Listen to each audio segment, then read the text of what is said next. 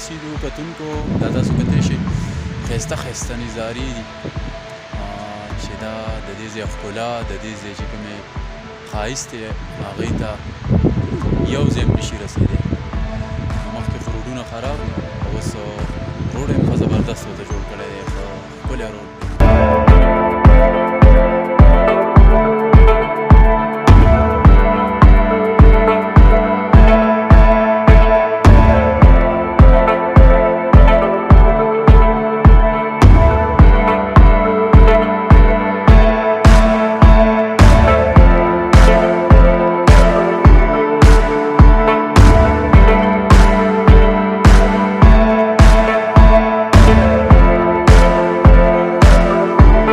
چېرته ځو؟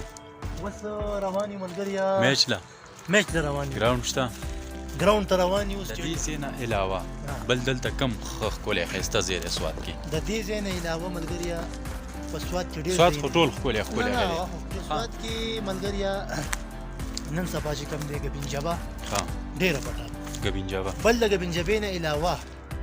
په سوات کې جاروبو ورته وایي جاروبو د دې کالام په دې روډ چې کومه لوکیشن کوم ځایونه موږ ولیدل نو هغه ډېر زیات سوات کې داسې یو نوی ځای دریاب شوی دی په کابل طرف ته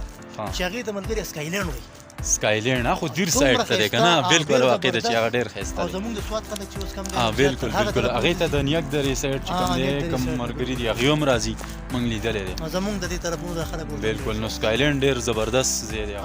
نو دا تاسو وکتل زموږ سره حبیب بھائی و حبیب بھائی د سوات حوالې سره موږ سره خبرې وکړې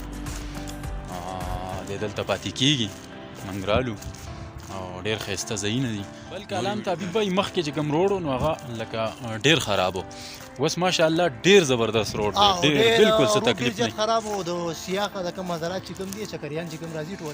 ټورست دیو ته چې کوم تکلیف و هغه خو هر سړي ته پته مطلب که نه دي ورتلل چې یاره دا څنګه روډ دی ډېر زیات په تکلیف کې و د موجوده حکومت نه زموږ ده توقع ده انشاءالله چې دا هر څه به کېږي بل اسکایلینډ تاسو خبر وکړه اسکایلینډ ته چې کله روډ لاړې نو اسکایلینډ ته زما په خیال جوړې روډ نشته که هلته روډ لاړې نو هغه د دې نه نږدې شو حاجي